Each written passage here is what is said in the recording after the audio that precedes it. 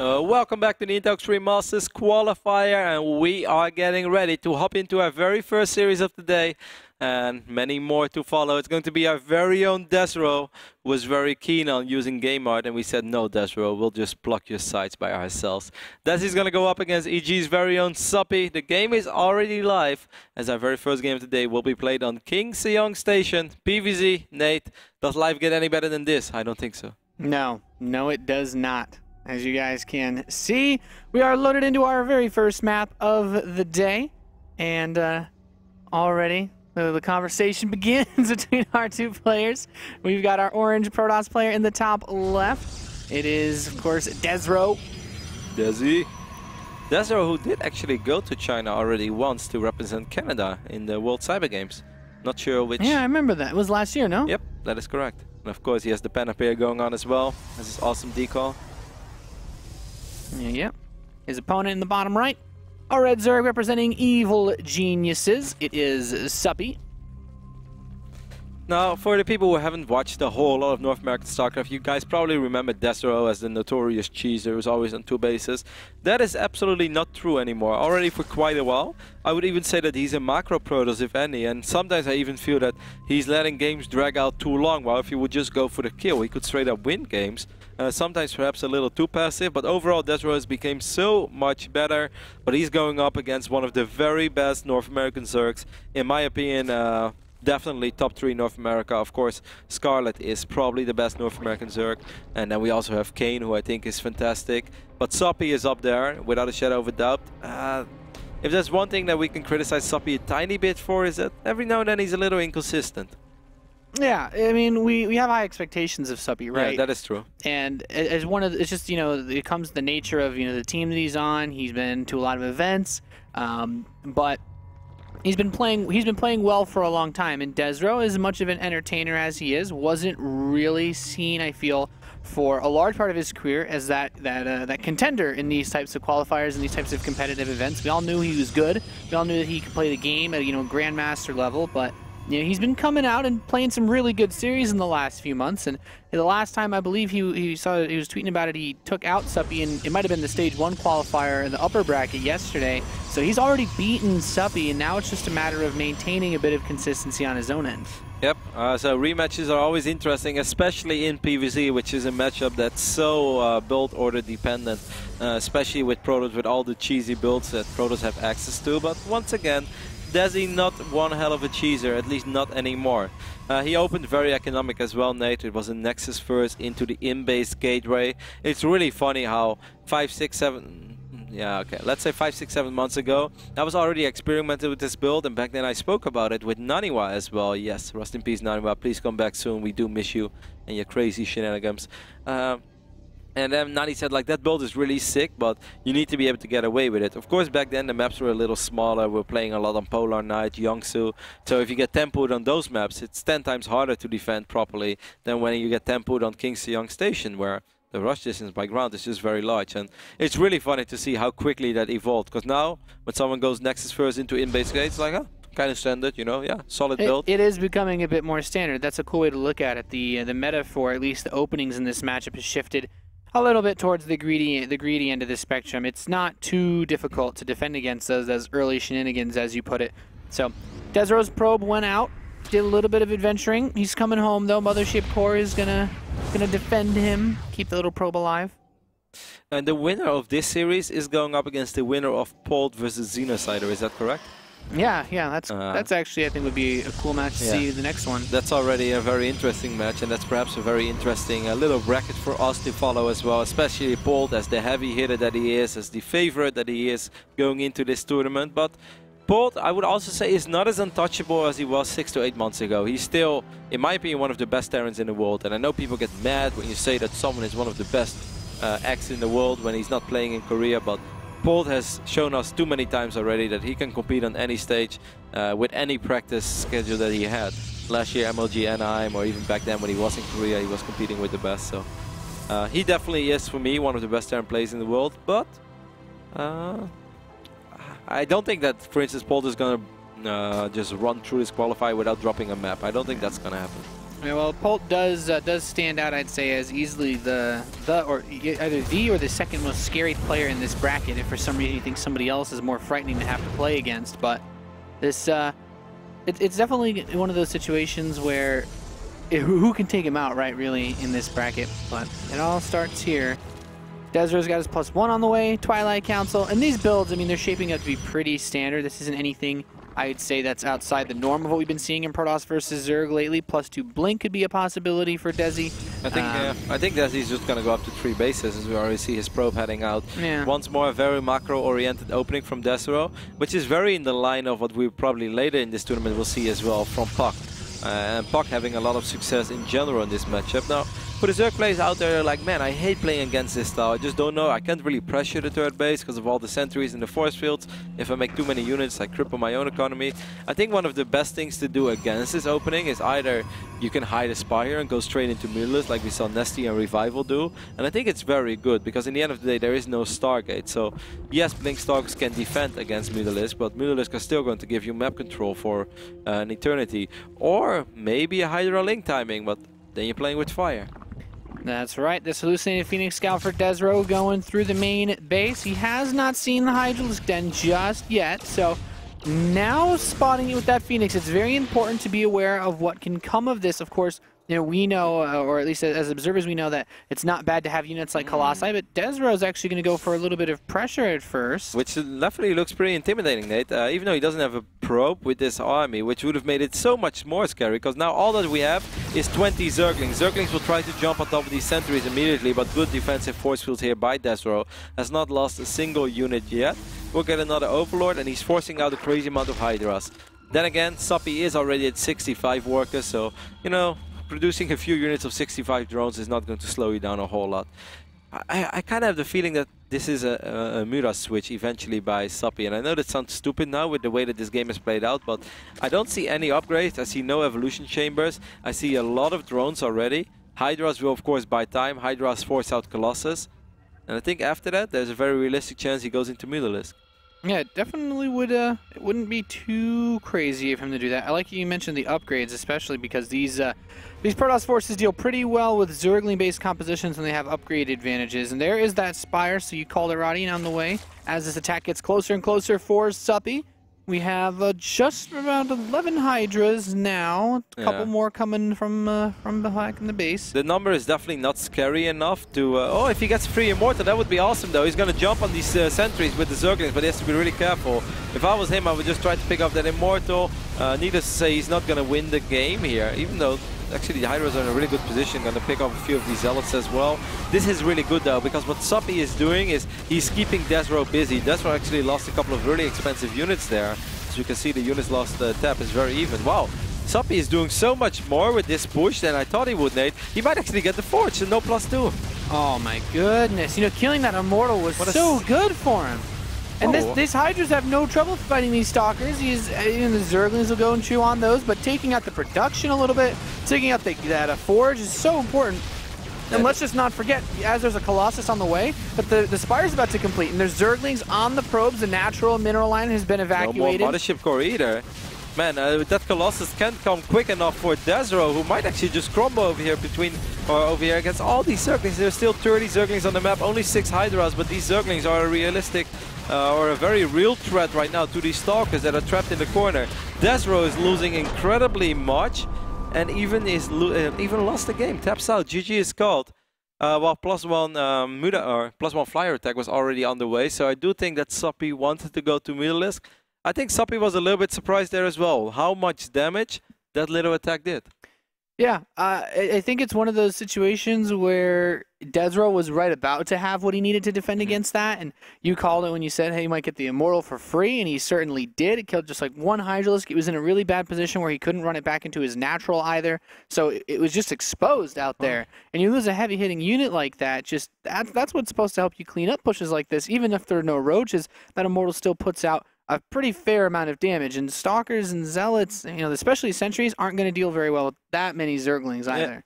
Yeah, I guess that Desrow's army was a little bit out of position. I even felt that the Zerglings at first from Suppy went a little bit ahead of the party. They ran into there a little too quick, I felt. A lot of force use went down immediately, a couple of defensive ones as well for Desrow. He picked off a few of them. I was like, now, all right, now Desrow needs like 1 or 2 more big warp-ins, and then eventually he pushes these Hydras back. But then it's still good for Suppy, because as long as you keep the Protoss really occupied with defending, it means that Protoss is probably not thinking about scouting the Zerg's main base on the other side of the map. And Mutas are, as we all know, 5 times stronger if they come as a surprise or when they just scout it. So I felt like this is going good for Suppy regardless, but I didn't feel it was going that good that he was going to straight up win the game. Yeah, it definitely seemed like a bit of a bop in that situation. Tasteless would have called it a bit of a bop. Yeah, not looking to kill him with that push, but he did. So well played to him. The second map of this best of 3 is going to be on Overgrowth. Overgrowth, we've seen some good PvZs on this map. I feel like I'm liking PvZ, or at least to watch it, or whether or not casting on this map more than others these days. Yeah, it's a fun map. I think it's Overgrowth has the potential to be the Frost of this map pool, with the map that people don't really veto. Perhaps they don't even love it that much, but they just won't veto it because they rather veto something else.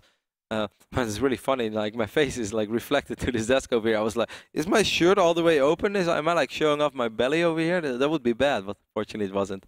Either way, game number 2 is live on Frost between Desrow and Suppy. Will Desi have what it takes to bounce back and move on to the second round of the Intel Extreme Masters qualifier? Or is Suppy starting off strong today? We're about to find out. That's right, Roddy. We're loaded into Overgrowth, and well, here is that Protoss player. Needs to turn things around in this matchup. He's down a game. It is Desrow, sponsored by Asus. And Panda Bears around the world. And Panda Bears around the world. You would say that going to China should give Desrow superpowers, because in the end of the day, there are a hell of a lot of pandas in China.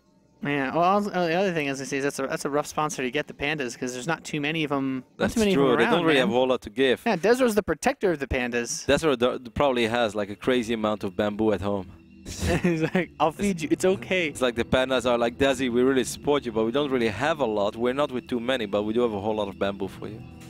This game, Suppy is opening up with the Drone Scout, something I believe he didn't do the last game. I'm sorry, guys, I was a little caught up in introductions, but I was actually surprised because I was like, hey, it's for the first time I see Suppy not opening up with a Drone Scout, at least in a while. He's going to do it on Overgrowth, and he's going to find this pylon on the low ground. So if Desrow had any intentions of going, 12, 13, 14 forts on the low ground, then he's probably not going to do this after seeing that Suppy is opening up with a pool first over here on the right top side of the map. Yeah. And that's interesting to see. Desrow sent his probe out so early that obviously you wouldn't have a hatchery going up, but now the shoe's on the other foot with the Zerg trying to delay the Protoss' expansion with their worker. Yeah, and Suppy's doing a good job. Of course, he's losing a few resources scouting with this drone. Then again, Desrow has lost the same amount of resources on the other side of the map. But Desi will try to do the same thing as Suppy did, and will probably be able to do it successfully for even a little longer than our Zerg opponent. Yeah, as you can see, that probe is just blocking the placement of the hatchery. And it's not, it's not one of those situations, not Terran. You can't just build it in a different spot and then move it later. It's not that easy. I've tried pylon blocking against Terran for a while. Wasn't worth it, Nate. I just laugh when I see it. But what if I get a pylon there and then also a gateway? So you're gonna have to kill both with just Marines and SCVs, and then I build another gateway. If you build something out of those gateways, then it gets a bit dicey. No extractors down for Suppy just yet. Last game he did open up with speed. Of course, opening up with speed or not is all about how greedy and how safe you want to be. With speed, you should never be surprised by pylons going up around the map. Now, it's still hard because there are so many tiny little spots where probes can hide. And we've seen Suppy, especially within the WCS region, get very unlucky. Even when he opened up with speed, just barely missing probes and pylons left and right. But this game he's playing gasless. It probably has a lot to do with the fact that this was a Nexus first into Gate as well. Actually, that makes so much sense. What am I even talking about? A lot of Zerg players just feel that opening up with speed against a Forge fast expand or a Nexus first with a Forge is not really worth it, because the cybernetics core is already delayed for quite a while anyways, which means that Warp Gate technology is so much later, and that you're gonna have speed a solid minute or two before Warp Gate is ready, and then you can ask yourself, what's even the point? Like, it's not like he's gonna warp in without Warp Gate. Yeah, that's a good point. probe skirting around that third base. So, I mean, Desrow also has about as much information in front of him as he could want. Certainly, if Suppy had taken a delayed gas, maybe he wouldn't have known about it, but it's not going to be an impact in this game.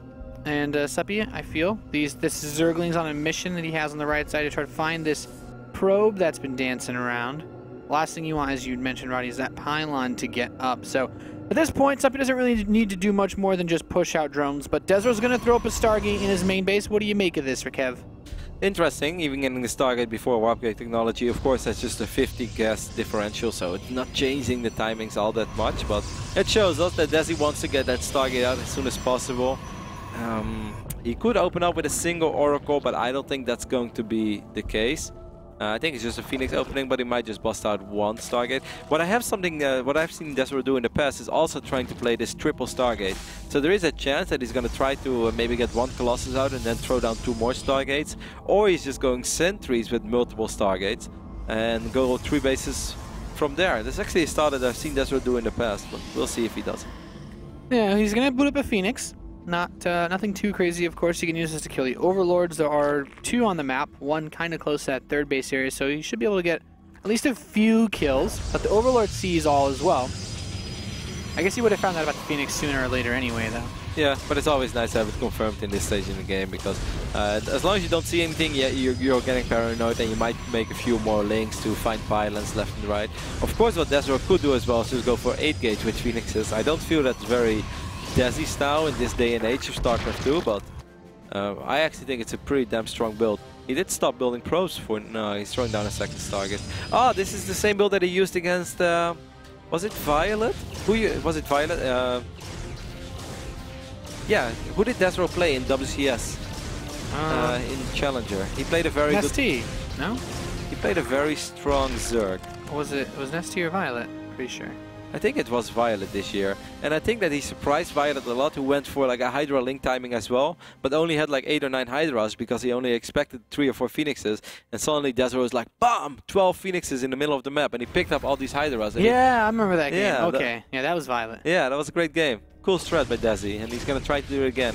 Of course, guys, this is very hard for Suppy to scout, because now, how is the Zerg supposed to scout this second Stargate in the main base if Overlords are being picked off by Phoenixes, if Zerglings can't enter via the front? So this is a really cool build. I like it a lot, and I'm curious to see how it plays out for him.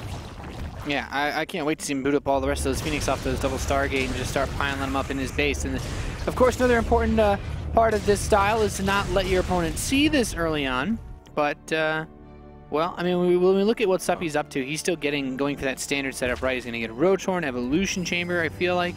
It's a bit later than usual. But this is frustrating for Desrow. He doesn't have a cannon yet, doesn't have SimCity either. He does have plenty of Zealots, and with a few force fields, he should be able to save this Nexus. Transferring a few workers. Suppy made a crazy amount of drones. He's even dropping the Infestation Pit already. I have the feeling that Suppy might be onto this. I don't think that this is for Swarmos, not in this phase in the game, but I could be wrong. We'll see. Well, there's a Spire on the way, so there's always the potential of Corruptors, Mutilisks, goodness knows, and Queen gets picked off. This is quite nice, actually. It's one of those things where Desrow is just finding every little opportunity to make these Phoenix count. As we can see, he's starting to stockpile them in the south side of his main base. He's going to have quite a few Phoenix very, very soon. The only thing I would have loved to see Desrow do is try to get a few Zealots out on this side of the map as well, because he did give Suppy a lot of freedom, and even when Suppy was at 56 workers, he's like, cool, 16 more drones, because all I see is Phoenixes for now. Desrow hiding his Phoenixes indeed, like you pointed out, in the south side of the map, also getting +1 air weapons.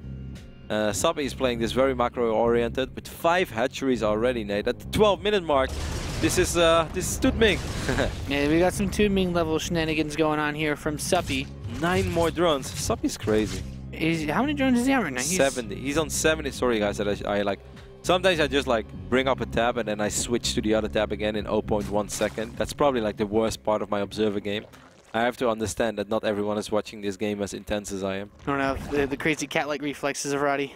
Spire is done though, and I'm very curious to see what he does with this. He has a lot of gas banked, a lot of minerals. He is getting +1 air weapon, so he might be. I mean, building mutas would be suicide against this. Yep. If he makes a bunch of mutas, Desrow is like, yeah, please do it, baby.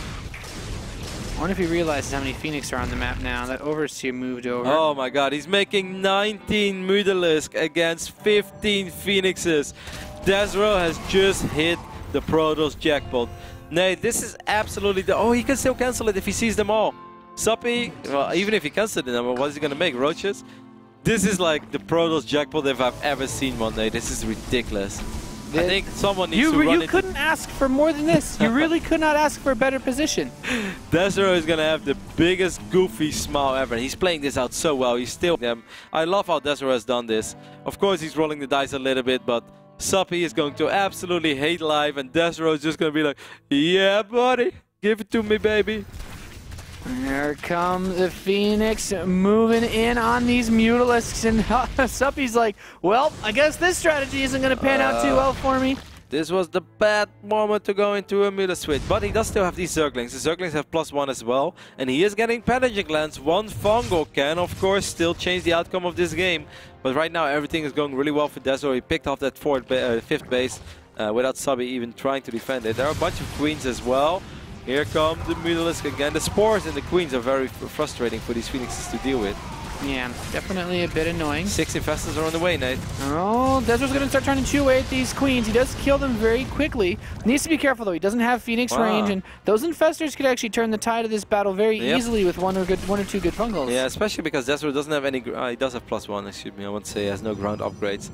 Charge is on the way. I would love to see Desrow get one more base, because he's still down a base. This is a really fun PvZ, and I have no idea how this is going to go.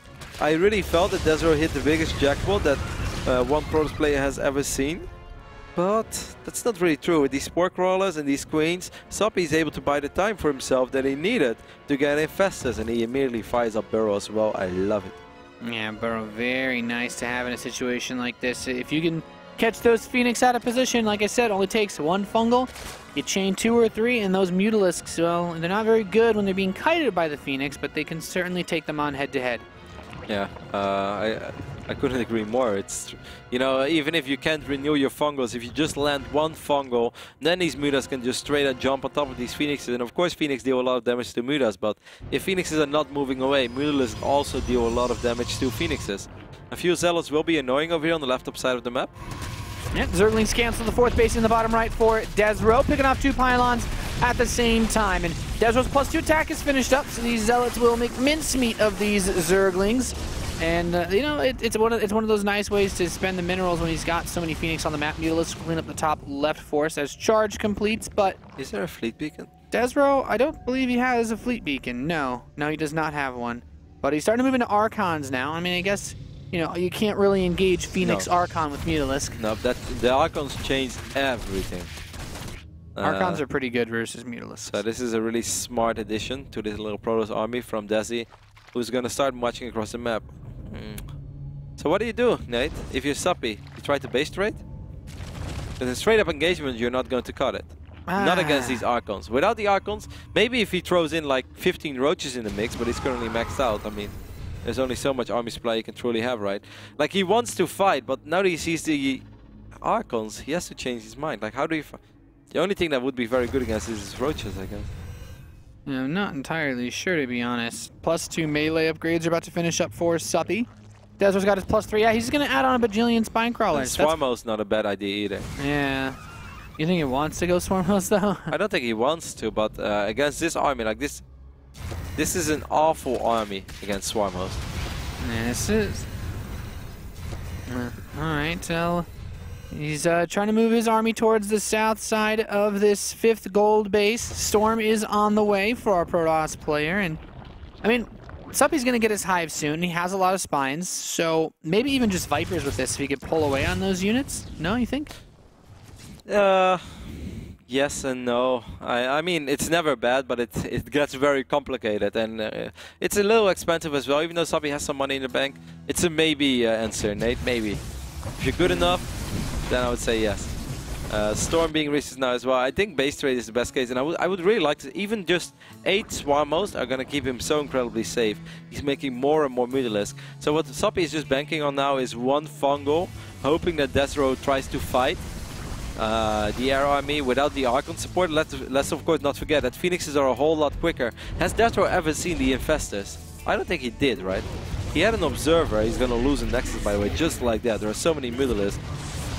Yeah, these Mutalisks destroy this force, and Photon Cannons are doing a little bit of work, which is worried, nice. Nate. Here come the Phoenixes, and there are 6 Infestors over here for Oh Suppy. no, the Infestors are waiting to catch this army. He flies right over them. There's the Fungals hitting almost all of these Phoenix. Second set of Fungals is thrown in. He's trying to pick up the Infestors to keep them from throwing out those Fungals, but he's still locking a lot of this army in place. He's killed a good number of them. He needs to get the hell out of there. He does back off.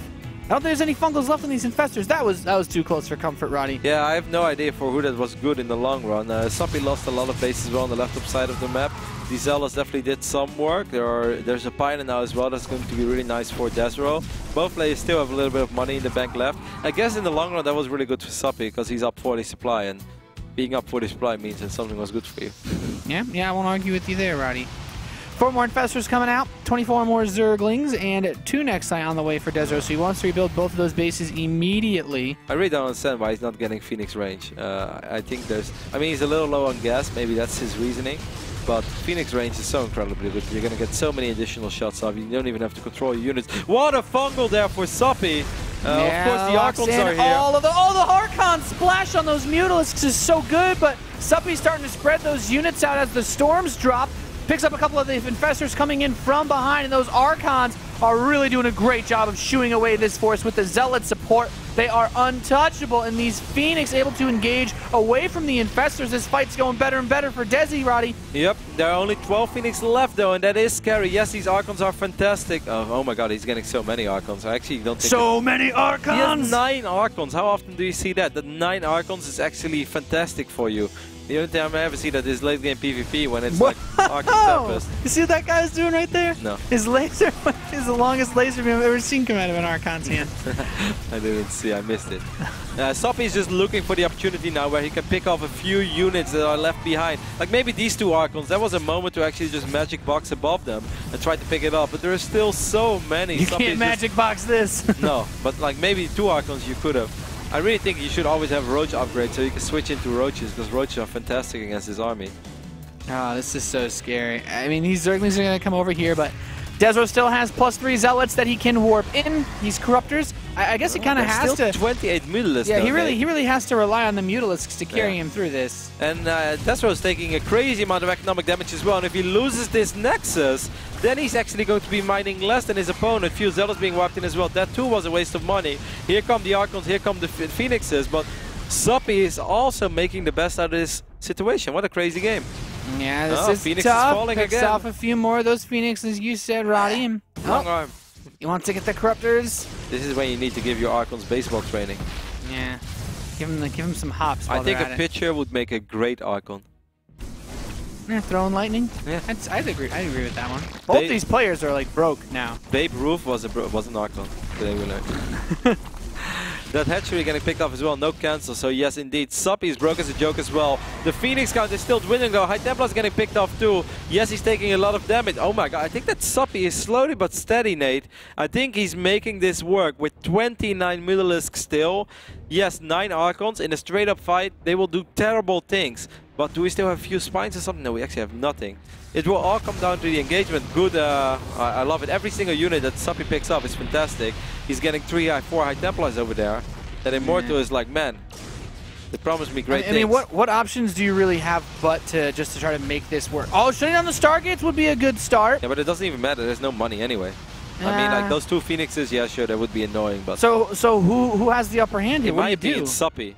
It's 69 our supply against 62, but the Mutalisks are way better in base trading. They are way better in defending, and Archons are not like Mutalisks. Mutalisks can just hop and down, they can split up, and they can start picking up things left and right. Look at all these. Oh, okay. So this is the defensive little Archon hit squad. I guess it doesn't fit through, right? No. Now he's got to kill that pylon. That's frustrating. I think. Hey, he might. He's gonna get locked down to just one Nexus, his main Suppy base. is losing a lot of.